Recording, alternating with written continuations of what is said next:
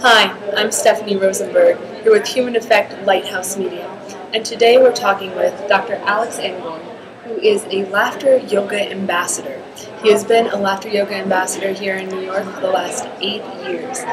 Dr. Alex, we're so thrilled to have you here with us today. Thank you for having me. Your class, we're all laughing still. Your class was so fantastic. I'm smiling, you're smiling.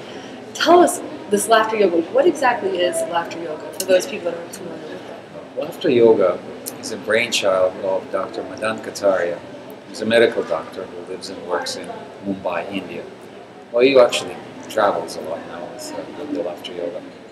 But he started this back in the 90s, where he was looking for alternative ways of helping patients recover without using medication.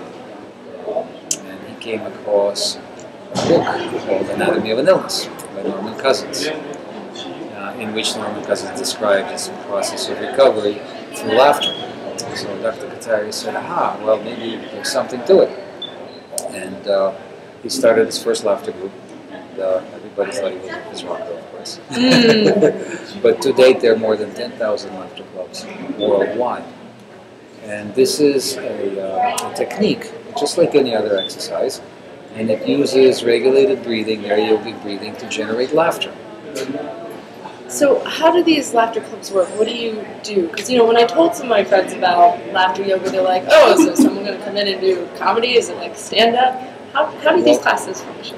Well, laughter yoga has nothing to do with humor, because essentially when they first started the laughter club, they stood around and told jokes.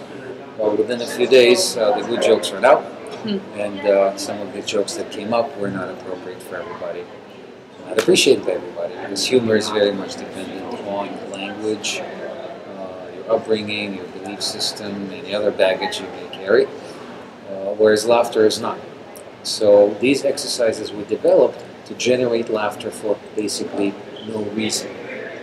And some of these laughter exercises are plain silly, you just laugh, and some are based on situations, like being late somewhere, or breaking a vase, or that type of stuff. Things we can relate to in real life. So how are those humorous? How do you make those very serious situations? Like, I've seen people almost, blow a blood vessel over being late or breaking something that doesn't belong to them. How do you turn them into something humorous? That's a very conscious decision, and that's what laughter yoga is all about. Now, the word yoga means to connect in Sanskrit. So anything you do that's geared towards connecting, first of all, yourself to yourself, and yourself to others, it's called yoga. So it's really a shift in the mindset of a person to practice laughter yoga. It's really a way of life, essentially, but the exercises help cultivate that. So, for example, you're looking at you have a vase, right, and all of a sudden it's out of your hands and it breaks. You have a couple of choices as to how you're going to react to that. You can say, oh my God, get all broken up about it. Or you can say, it happens and there's nothing you can do about it. And start laughing, so that's how it works. And there's something about laughing that's so contagious. And even in your classes, you speak a little bit about the importance of connecting, even with that word yoga you just used. Can you talk about how that plays in your classes? Well, laughter connects people. For example, it's a very hardwired, it's almost like a reflex. We all learn how to laugh by the age of about 3 or 4 months. So babies laugh, and you do something funny, you say, right, and they start laughing. They laugh with you. They're not laughing at something. They don't think it's funny or anything, because they can't judge you, but they laugh. See, so laughter is one of those things that really connects people, it unites us. And that's very important to understand when you're dealing with things like trying to promote world peace through yoga, for example. So we all need unity on at least some level. So laughter is a good basic level to start on. Wow. So it's something, would you say, that actually is part of every person on the planet, regardless of race, creed, nationality, culture? Everyone knows how to laugh. It's a built-in thing. We all humans know how to do this. And in fact, we're not the only species that laugh. Dolphins laugh, and rats do when they go. That's just been found out. So, and everybody laughs the same way. If I'm laughing, you know exactly what I'm doing. And if somebody's laughing over there, we know what they're doing. And interestingly enough, there have been some studies, and people are more likely to join other people that are laughing than to join other people that are fighting. I know I would. Well, that's so interesting. Well, you talk about things coming together. How exactly did you come to laughter yoga? Well, that was a bit of a fluke, if you will. I always try and have an upbeat attitude, about life in general, because life is tough. It's, the less seriously you take some things, the better it is for you. Mm-hmm. So, some years ago, I was treating this patient, and after a couple of visits, it occurred to me that nothing was happening. It was just like concrete. Nothing was moving. I'm a chiropractor, so I try to manipulate people's spines in the right way. So I said, well, what am I going to do? I had to think of something. So I told him a joke. As he was laying on my table, he started laughing. So as he was laughing, his muscles relaxed. We were able to start getting somewhere. So we started this little thing where he would come in, we'd tell each other a couple of jokes. And eventually, he recovered and he was discharged and he moved on. Well, he was a French guy, he was a documentary maker. So about 6 years later, I'm sitting in my office, this is 2002. It was a bit of a tough time. I was going through post-traumatic stress, 9/11, that kind of stuff.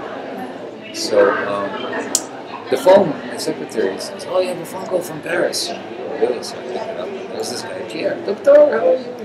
I said, Pierre, what's going on? He said something funny. He said, he goes, I remember when you made me laugh, you saved my life. He goes, well, I'm making a documentary about this guy. He's a laughing guru of the world. He's Dr. Kataria. I want you to meet. So a couple of months later, Kataria came to New York and he did a training of laughter leaders. There was about 30 of us. And I've been doing this ever since. Oh my goodness. And he's given you a special title as the Laughter Ambassador, Yes, right? this was 3 years ago. Wow. He was awarding titles for people that have been doing this consistently. So tell that story. How did that come about? What made him decide, I assume you're the only laughter ambassador here in the U.S.? No, there are probably about 20 or 25 because you have to be a laughter leader first. And then this is something that came out of the blue. Oh. Just because I've been doing these laughter sessions every week since 2002. So I guess that's why you felt that. Something like that. That's a lot of work. Yeah. Yeah, but I do it because it's good for me and it's good for the universe. It's good for other people. Now, these exercises that you do in class, you ever get tired of them? How do you keep it fresh and exciting for yourself, having done it week after week for almost 8 years now? Well, after all, it is yoga, right? So you take any routine, you take any sequence that you do, and you make it part of you. It doesn't become boring because this is something you do consciously.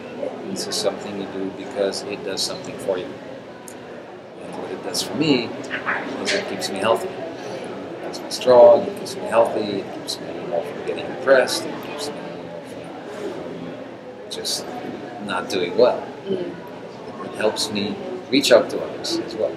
Spread the joy. And it is joyful. I was having such a blast in your class both today and the other evening.